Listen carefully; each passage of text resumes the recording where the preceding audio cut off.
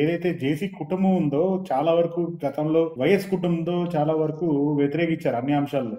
కానీ ఇప్పుడు చూస్తా ఉండంటే గ్రౌండ్ లెవెల్‌లో గాని, సోషల్ మీడియాలో వార్తలొచ్చేది జేసీ పవన్ ఎవరైతే దివాకర్ రెడ్డి గారి అబ్బాయి ఉన్నాడో అతన్ని ఎంపీగా చూడాలి అని చెప్పి జేసీ ప్రభాకర్ రెడ్డి గారు ఒక ఇంటర్వ్యూలో వ్యాఖ్యలు చేశారు. అంటే ఇప్పుడు ఏమన్నా ఇంటికి ఒక టికెటే కాబట్టి టీడీపీలో కాబట్టి వైసీపీలో చేరే అవకాశం ఎంతవరకు కనిపిస్తుంది? అంటే జేసీ కుటుంబం ప్రారంభంలో రాజశేఖర రెడ్డి గారికి వ్యతిరేకంగా గ్రూప్ రాజకీయాలు చేసిన కుటుంబంగానే చూడాలి. కారణం ఏమైనా ఆ తర్వాత వాళ్ళు కలిసిపోయారు. ప్రభాకర్ రెడ్డి గారు కావచ్చు, దివాకర్ రెడ్డి గారు కావచ్చు, గుడ్ రిలేషన్సే రాజశేఖర రెడ్డి గారితో ఉన్నాయి.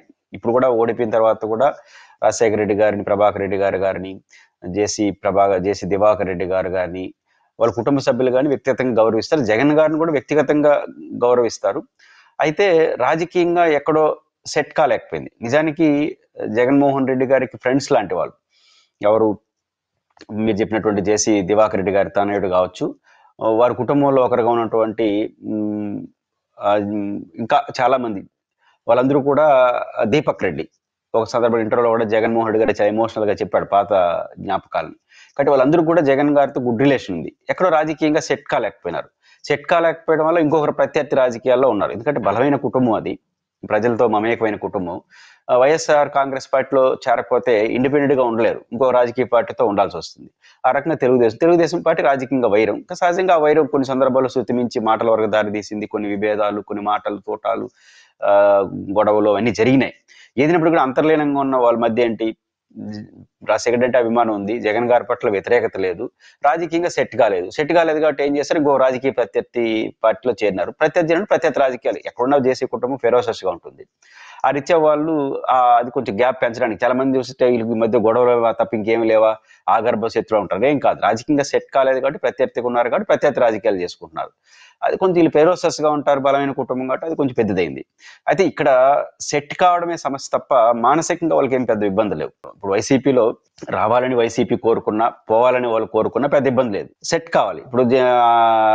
ఇప్పుడు వారు ఎంపీనో ఎమ్మెల్యేనో ఇవ్వాలి. అక్కడ ఏంటంటే రాజకీయాలు చాలా బలమైన కుటుంబాలు ఉన్నాయి. జగన్మోహన్ రెడ్డితో బలమైన కుటుంబాలు ఉన్నాయి, ఇండిపెండెంట్గా ఉండేవారు ఉన్నారు. ఇప్పుడు అనంతపురం జిల్లా ఎంపీకి, అదేవిధంగా తాడిపత్రి ఎమ్మెల్యేకి వాళ్ళ కుటుంబంలోనే ముగ్గురు ఉన్నారు. ఇక్కడికి వచ్చేసరికి ఈయన తాడిపత్రి ఎమ్మెల్యేగా మాజీ ఎమ్మెల్యే అక్కడే ఉన్నాడు. కాబట్టి ఇట్లంతా ఉన్నారు కాబట్టి ప్రాబ్లం ఉంటుంది.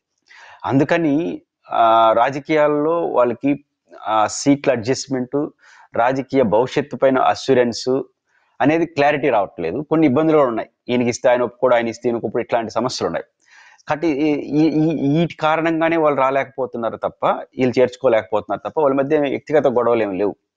సో ఆ రకంగా ఉంటారు. కానీ వాళ్ళ కుటుంబం వీళ్ళతో కలిస్తే మంచి సిగ్నల్ వెళ్తుంది. అందరూ కలవాలని కూడా కోరుకుంటారు. మరి భవిష్యత్తు ఎలా ఉంటుంది చెప్పలేము. కానీ వాళ్ళిద్దరూ, రెండోది ఇప్పుడు ఒక కుటుంబానికి ఒకటే అంటే ఇప్పుడు జిల్లా ఎంపీ సీట్ ఇచ్చే పరిస్థితిలో లేరు. ఆల్రెడీ ఎమ్మెల్యేగా ప్రభాకర్ రెడ్డి గారి అబ్బాయి అక్కడ ఉన్నాడు. ఇంకొత్తగా వీళ్ళకి ఇచ్చే అవకాశం లేదు. ఎప్పుడు కూడా జేసీ దివాకర్ రెడ్డి గారు అనంతపురం ఎంపీ కావాలని కోరుకునే వ్యక్తి.